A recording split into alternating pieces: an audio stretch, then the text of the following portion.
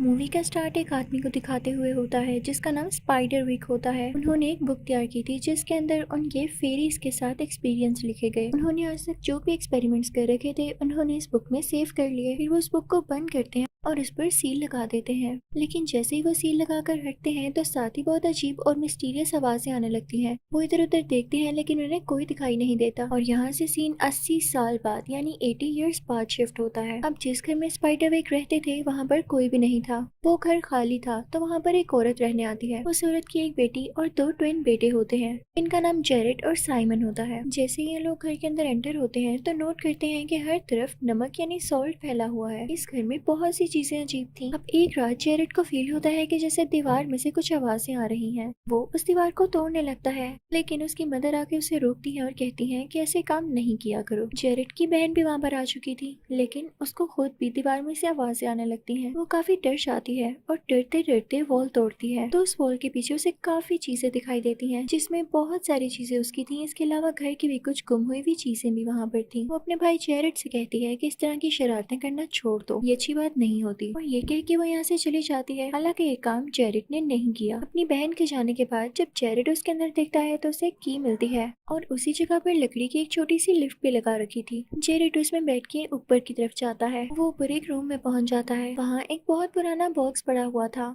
उस पर एक ऐसा सिंबल बना हुआ था जो कि सेम की पर भी था। इनफैक्ट ये स्पाइडर विक का पर्सनल रूम था जहाँ बैठकर वो अपनी बुक्स लिखता था। जेरेड जब उस की को यूज करके वो बॉक्स खोलता है तो अंदर स्पाइडर विक की वही बुक होती है जिसको उसने सील किया था। उस बुक के साथ एक पेपर भी अटैच था जिसके ऊपर वार्निंग लिखा हुआ था। यानी कि स्पाइडर विक ये नहीं चाहता था कि उसकी बुक कोई खोले। और साथ ही उसको एक और मैसेज मिलता है कि जेरेड इस जगह को छोड़ दो। जेरेड ये पढ़ के काफी परेशान हो जाता है और साथ ही उसके आसपास बड़ी चीजें मूव करने लगती हैं। उसकी टॉर्च अपने आप रोटेट होने लगती है। वो फौरन से वहाँ से वो बुक उठाता है और नीचे अपने रूम में आ जाता है। वो नीचे अपने रूम में आकर छुपकर वो बुक पढ़ रहा होता है लेकिन तभी उसे किसी की चिल्लाने की आवाज आती है जो कि उसकी बहन ही थी। जब जेरेड और साइमन अपनी बहन के रूम में जाते हैं तो बहुत अजीब सीन देखते हैं। उसकी बहन के बाल किसी ने बहुत बुरी तरह से बेड के साथ बांधे हुए थे। उसकी बहन अपनी मॉम से कहती है कि जरूर ये जेरेड का काम है लेकिन जेरेड तो जानता था कि वो यहाँ आया ही नहीं। तो वो और वरीड हो जाता है कि जरूर इस घर में कुछ ना कुछ है। अगली सुबह जेरेड वो बुक दोबारा पढ़ने लगता है और उसमें किसी क्रिएचर के बारे में लिखा होता है जो कि काफी छोटा सा था। उसमें ये भी लिखा था कि उसको खाने में क्या पसंद है। जेरेड ये बात जाकर अपनी बहन को भी बताता है लेकिन उसकी बहन उसका मजाक उड़ा देती है। जेरेड को लगता है कि हो सकता है कि ये क्रिएचर उसी रूम में हो जहाँ से मुझे ये बुक मिली है। तो वो कुछ खाने की चीजें और हनी यानी शहद लेके उस रूम में चला जाता है। उस रूम में जाकर वहाँ उस क्रिएचर का इंतजार करने लगता है लेकिन काफी टाइम तक वहाँ पर कोई भी नहीं आता। तो जेरेड की आंख लग जाती है। कुछ देर बाद जब उसकी आंख खुलती है तो वो देखता है कि जो सामान वो लाया था वो वहाँ पर नहीं है। यानी वो क्रिएचर वहाँ पर आकर वो खाने पीने की चीजें उठा कर ले गया था लेकिन नीचे कुछ फूड पीसीस गिरे हुए थे जिन्हें जेरेड देख लेता है और उन्हें फॉलो करने लगता है। जेरेड जब उन पीसीस के पीछे जाता है तो उसे एक छोटी सी क्रिएचर दिखाई देती है, वही जो कि बुक में थी और वही जेरेड के रखे गए बिस्किट्स और हनी खा रही थी। वो क्रिएचर जब जेरेड को देखती है तो खुद को छुपा लेती है यानी इनविजिबल कर लेती है। जेरेड उस क्रिएचर से उस बुक के बारे में पूछता है जो कि स्पाइडर विक ने लिखी। ये देख के क्रिएचर को काफी गुस्सा आ जाता है और उसका कलर ग्रीन हो जाता है। वो जेरेड को गुस्से से कहता है तुमने इस बुक की सील खोली। तो जेरेड कहता है कि हाँ, इसमें क्या बुरा है। तो वो क्रिएचर कहता है कि तुम्हें नहीं खोलनी चाहिए थी। जेरेड उसे एक और बिस्किट देता है जिसे खाकर वो क्रिएचर बताने लगती है कि ये गलत है। मैंने स्पाइडर विक को मना भी किया था कि इस बुक को यूं ही ना छोड़े। मैंने उसे ये कहा था कि वो ये बुक को डिस्ट्रॉय कर दे लेकिन उसने मेरी एक ना सुनी और इसको सील लगा दी। सील का क्या, तुम जैसे बच्चे तो इसको खोल लेते हैं। अब मैं उन गॉब्लिन्स के बारे में कुछ नहीं कह सकता जो कि इस बुक के पीछे है। मैं इस चीज का रिस्पॉन्सिबल नहीं हूँ क्योंकि वो गॉब्लिन्स बहुत बुरे हैं और जल्दी वो इस बुक में से कुछ ट्रिक्स यूज करके इसे बुरे कामों में यूज करेंगे।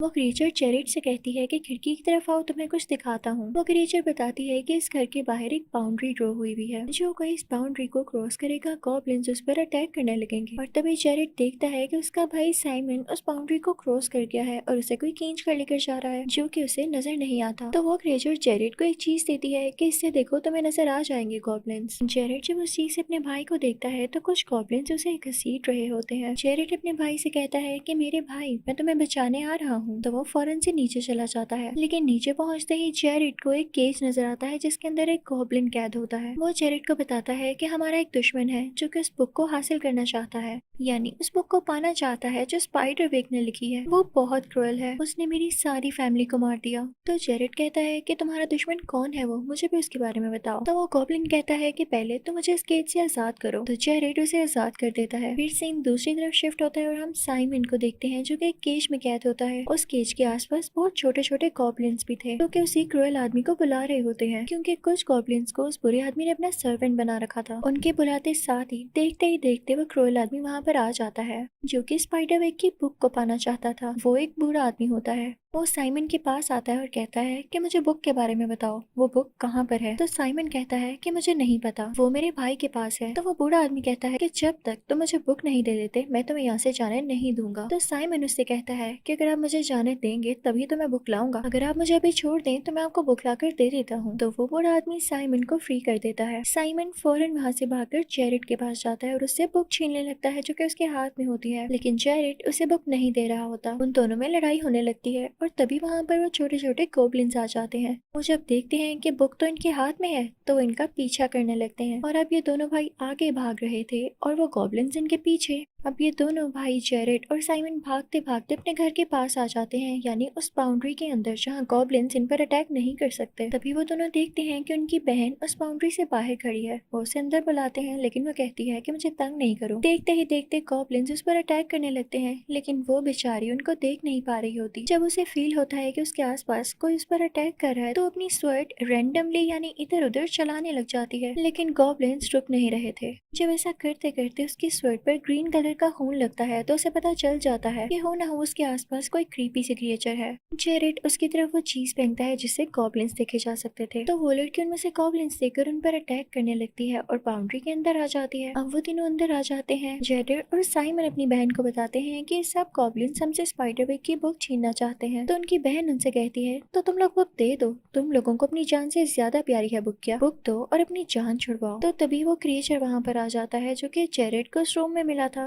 वही बिस्किट खाने वाला क्रिएचर। वो यहाँ पर दोबारा से ग्रीन हो जाता है क्योंकि वो नहीं चाहता था कि ये बुक उन गॉब्लिन्स के हाथ लगे, क्योंकि बाहर वाले सारे गॉब्लिन्स उस बूढ़े आदमी के सर्वेंट्स थे। वो बूढ़ा आदमी हम सबको मार सकता है। अब उस घर में स्पाइडरविक की बेटी की पिक्चर लगी हुई थी। तो जेरेड और साइमन की बहन कहती है कि हम इससे मिलेंगे, ये जिंदा है और एक मेंटल हॉस्पिटल में है, हो सकता है कि वो हमारी कुछ मदद कर सके। लेकिन अब मेन इशू ये था कि वो घर से बाहर कैसे जाते, क्योंकि घर के चारों तरफ तो वो गॉब्लिन्स थे। तो अंदर वो छोटा सा क्रिएचर उनको एक टनल के बारे में बताता है जिससे सीक्रेटली वो लोग बाहर जा सकते थे। वो उनको एक मैप भी देता है, लेकिन बाहर जाने से पहले वो उनसे कहता है कि तुम लोग बुक यहाँ छोड़ कर जाओ, अगर बुक बाहर लेकर गए तो वो गॉब्लिन्स तुमसे ये छीन लेंगे। तो जेरेड उस बुक को वहीं पर लॉक कर देता है जहाँ से उसने ली थी। अब वो तीनों यानी जेरेड, साइमन और उसकी बहन घर से बाहर निकल जाते हैं।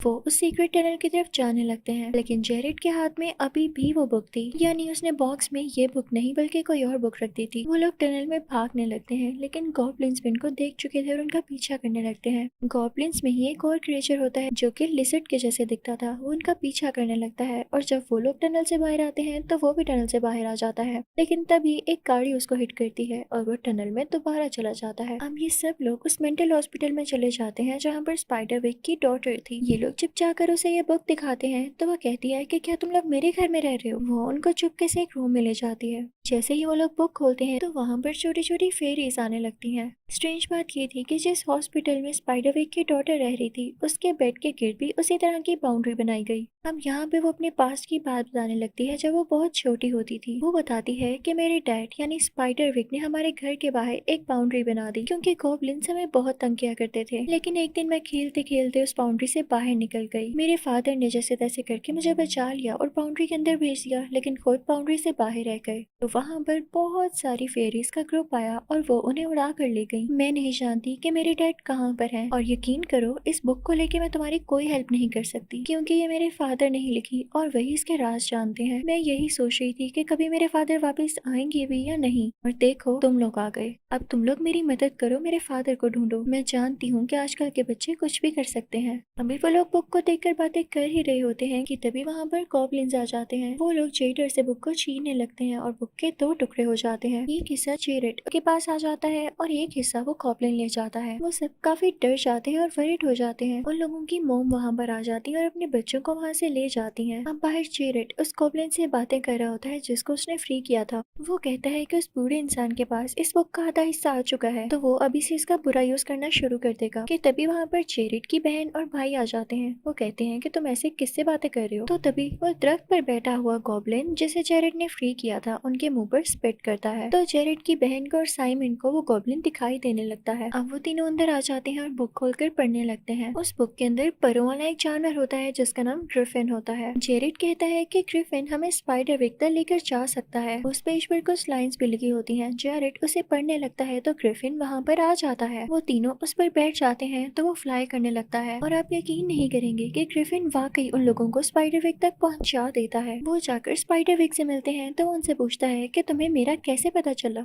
तो जेरेड उनको बताता है कि आपकी बेटी ने हमें बताया। तो स्पाइडर विक कहता है कि अरे भाई मजाक नहीं करो, मेरी बेटी तो बहुत छोटी है, यानी 6 साल की है, उसे क्या पता। तो जेरेड उनको बताता है कि 80 साल गुजर चुके हैं और आपकी बेटी अब 86 ईयर्स की है। तो स्पाइडर विक कहता है कि वाकई इतना टाइम गुजर गया, तो बताओ मैं तुम्हारी क्या मदद कर सकता हूँ। तो जेरेड उससे पूछता है कि इस बुक का क्या करना है, गॉब्लिन्स इस बुक के पीछे पड़े हैं। तो स्पाइडर विक कहता है कि परेशानी की कोई बात नहीं, जब तक ये बाउंड्री के अंदर है गॉब्लिन्स इसे ले ही नहीं सकते, ना ही वो बूढ़ा आदमी इसको हाथ लगा सकता है। तो जेरेड उनको बताता है लेकिन वो लोग किताब के कुछ कागज तो ले गए हैं। तो स्पाइडर विक काफी हैरान होता है और कहता है कि बहुत बड़ी गलती की तुमने, अब वो जल्द घर के अंदर भी आ जाएंगे। मैं यहाँ खड़े खड़े तुम्हारी क्या मदद कर सकता हूँ, मैं यहाँ से बाहर भी नहीं आ सकता क्योंकि मुझे फेरिस लेकर यहाँ पर ही आ चुकी हैं। मैं अब इसी दुनिया में रहता हूँ और अगर मैं उस दुनिया में गया तो मैं डस्ट बन जाऊंगा। अब यहाँ पर वापस आ जाते हैं और एक गाड़ी में बैठकर अपने घर की तरफ जाते हैं ताकि गॉब्लिन उन पर अटैक न कर सके। उन लोगों ने इन गॉब्लिन्स को लेकर काफी रिसर्च कर ली थी। जो मूवी के स्टार्ट में हमें हर जगह सोल्ट दिखाया गया उसकी वजह ये थी कि गॉब्लिन्स को सोल्ट अंधा कर देता था, यानी ब्लाइंड कर देता था। अब ये बॉटल में सॉल्ट और सॉस भरने लगते हैं क्योंकि सॉस से गॉब्लिन्स को दर्द होती थी, उनकी स्किन जलने लगती थी। लेकिन अब ज्यादा टाइम नहीं रहा था क्योंकि उस बुक के पेजेस को यूज करके जल्द ही ये बाउंड्री खत्म होने वाली थी। स्पाइडर विक की बनाई गई इस बाउंड्री का कोई असर नहीं होने वाला था। रात हो जाती है और ऐसा ही होता है। वो गॉब्लिन्स जब देखते हैं कि बाउंड्री नहीं रही तो वो फौरन से घर की तरफ आने लगते हैं।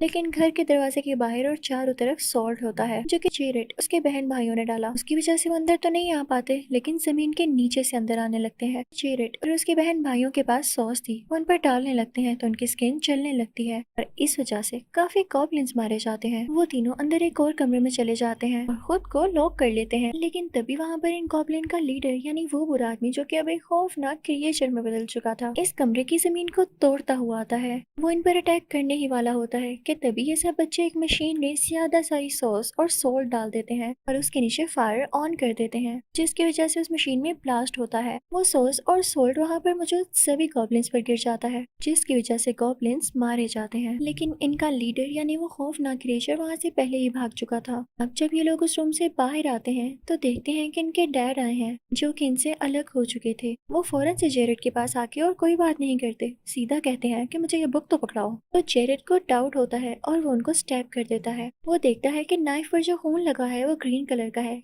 यानी ये उनके डैड नहीं थे, ये गॉब्लिन्स का वही लीडर था। अब ये अपनी असली शक्ल में आने लगता है और दोबारा से वैसे ही खौफनाक क्रिएचर में बदल जाता है। जेरेड बिना कुछ सोचे उसे लिफ्ट में बैठता है और ऊपर स्पाइडरविक के कमरे में जाने लगता है। वो खौफनाक क्रिएचर अपना हाथ लिफ्ट के अंदर करता है लेकिन तभी लिफ्ट ऊपर जाती है और उसकी उंगलियां कट जाती हैं। वो काफी गुस्से में आ जाता है और एक स्नेक बन जाता है। वो स्नेक बन के ही जेरेड का पीछा करने लगता है। वो जेरेड को देखते ही उस पर अटैक करने के लिए आगे बढ़ता है लेकिन तभी वहाँ पर वो छोटा सा क्रिएचर आ जाता है जो कि उसे रोकने लगता है। लेकिन वो स्नेक जैसा दिखने वाला खौफनाक क्रिएचर उसे दूर फेंकता है जिससे वो काफी जख्मी हो जाता है। अब वो फिर से जेडर के पीछे जाने लगता है। जेडर वहाँ से ऊपर की तरफ निकल आता है और रूफ टॉप पर चला जाता है लेकिन अनलकीली वो वहाँ से स्लिप होता है और बुक उसके हाथ से नीचे गिर जाती है और तभी वहाँ पर वो स्नेक बना हुआ खौफनाक क्रिएचर एक बर्ड में बदल जाता है, यानी परिंदे में। वो उस बुक को पकड़कर उड़ने लगता है लेकिन तभी वहाँ पर वो गॉब्लिन दिखता है जिसे जेडर ने आजाद किया था। उसको बर्ड्स खाना बहुत पसंद था तो वो उस बर्ड को खा लेता है जो कि सब गॉब्लिन्स का लीडर था, यानी बेचारा यहाँ मारा गया और बुक वहीं पर गिर जाती है। सब कुछ नॉर्मल हो चुका था, सब गॉब्लिन्स गायब हो चुके थे और उनका कोई लीडर भी नहीं था जो कि इनको अब तंग करने वाला था। इनका घर भी बिल्कुल सेफ था, ये जब चाहते बाहर आ जा सकते थे। ये मेंटल हॉस्पिटल जाकर स्पाइडरविक की बेटी यानी उस बूढ़ी औरत को अपने साथ ले आते हैं, क्योंकि ये पहले उसी का घर हुआ करता था, तो वो काफी खुश होती है और हो सकता है कि अब उसकी मेंटल स्टेट भी ठीक हो जाए। वो उस क्रिएचर से भी मिलती है, वो सबसे खूब बातें करती है और कहती है कि मेरा दिल चाह रहा है काश मेरे फादर भी यहाँ होते। तभी हम देखते हैं कि स्पाइडरविक बाहर आए हैं और उनके इर्द गिर्द काफी छोटी छोटी फेरीज हैं। वो अपनी बेटी से कहते हैं कि मैं यहाँ पर रुक नहीं सकता वरना मैं डस्ट बन जाऊंगा, मुझे जल्द वापस जाना होगा। तो उनकी बेटी कहती है कि मुझे भी आपके साथ जाना है, मैं यहाँ किसके पास रहूंगी। तो स्पाइडरविक अपनी बेटी का हाथ पकड़ते हैं और वो दोबारा से छोटी बच्ची बन जाती है। स्पाइडरविक उसे अपने साथ लेके ऊपर चले जाते हैं फेरीज की दुनिया में, और नीचे हम देखते हैं कि वो माँ अपने तीनों बच्चों यानी जेडर, साइमन और अपनी बेटी के साथ एक अच्छी लाइफ गुजारने लगती है उसी घर में जहाँ पर अब कोई गोब्लिन, कोई डर, कोई खतरा नहीं था। इसी के साथ ये मूवी यहीं पर एंड होती है। Thank you for watching.